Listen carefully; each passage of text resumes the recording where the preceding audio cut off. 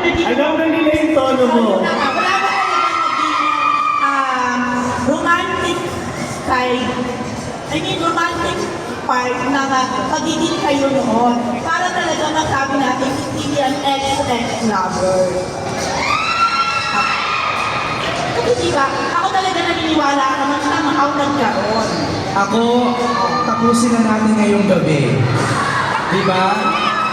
Ako na hindi ko kayo kasama dati. Kahit galing kung may mga, ibang mga, kung ano kami, parang naramdaman ko naman na somehow, meron naging. Maaaring short-lived, maaaring whatever, kayo na mag-explain. May short time. Okay, short-lived. No, I think yun din, I guess, yung magic at yung chemistry na nananatilit din sa Love Team. Dahil nga, nung panahon na yun, yung mga bata kami, syempre ngayon, iba-iba na yung labels, di ba? Pero dati, di ba, uso sa atin yung MU. Oh, yes. Also, ano label mo nun? So, parang MU. Parang yung nga MU ba? So, naging dahil may personal at saka professional na relationship ng mga panahon na yun. I think kaya hanggang ngayon na natili yung sinasabi nga ni Jolina pag in-interview kami, yung magic hindi na namin alam kung saan ang gagaling. I think dahil hindi naging kami, hindi rin kami nag-away ng todo-todo. Kaya siguro nagkaroon ng comeback film. Aminin nyo, yung mga naging silang-sila talaga, hanggang ngayon, hindi natin mapaka-comeback. Kung sino man sila, di ba? Kasi ang tindi ng pagmamahalan, parang ang tindi rin ng away. So, baka hindi kayo maka-expect doon. Kaya siguro ngayon nagkaroon kami ng comeback kasi naging sakto lang yung relationship. Kaya naging napaaga yung comeback. Hindi kami lolong-lola na nagka-comeback. So, you mean, mula noon hanggang ngayon, MU pa rin ang label natin. Oo. Mutual ang understanding natin. Grabe siya. Okay. Mutual understanding. At saka may asawa na po si Jolina. Dalawa na po yung anak nila. Happily married po. Oo naman ano, I love boy. At yatanong ko yung nakaraan, no? So, yan, hindi pa rin yung tanong ko.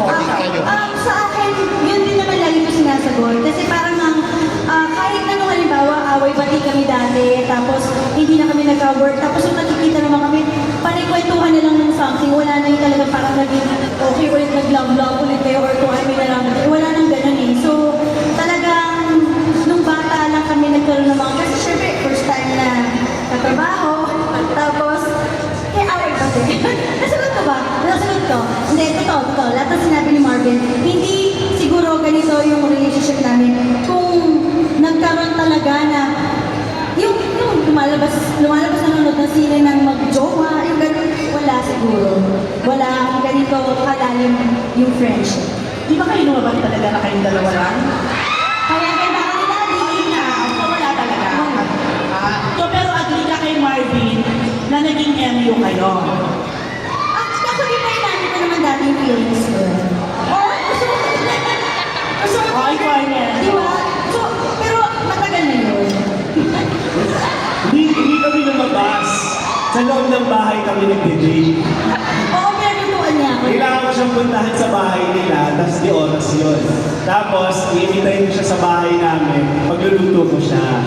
Kahit hindi pa ako pinapagaling na magluto, kinakain niya. At niloko niya ako, ang sarap. At diba ngayon? Pero hindi naman masyado. Akala ko mami mo ang nagluluto. Pinaalis ko sila mami nun. Yun ang magtsaba ko. Yun lang. Hindi, ito, second question.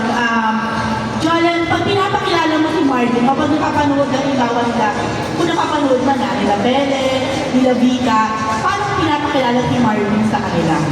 Pinapakilala ko siya na siya si Tito Marvin. Na kaibigan ko, best friend ni Mama, and he's a very good person, and he's a very good father, at saka ang galing niyang negosyante. I-expect na talaga sana. Tapos makita nila na meron kami mga picture na sweet kami.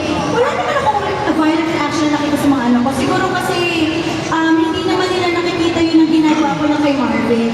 Diba? Mas maraming syempre sa kanila, kay papa nila. So, I don't think nilalagyan nila ng gano'n. And pagka kasi very, ba tawag dito, inosente ang iyong, or maganda ang pakay sa pagkakaibigan, wala ka naman dapat itago at nararamdaman niya ng mga anak natin kapag kung may mga anak na kayo, mararamdaman nila kung nag-secret kayo o hindi, di ba? Lahat kinukwento ko sa kanila na pag may sakit si Tito Marvin, pag mayroong mga nararamdaman, di ba? Alam nila, pati kung kumakain kami sa restaurant ni Tito Marvin, tapos sinasabi ko siya nagluluto ng kotse. Diba? Yung gano'n. Sobrang syempre nakasama ko na sila Pele, si Giga, si Mark. Napakasaya nilang pamilya. Isa sila sa pamilya na pagkritikan mo, sana ganyan din yung pamilyang magkaroon ka. Kasi napaka-open na sa isa't isa at saka yung energy ng pamilya nila parang nagmamahalan lang talaga. Ang sarap din. At saka si Mark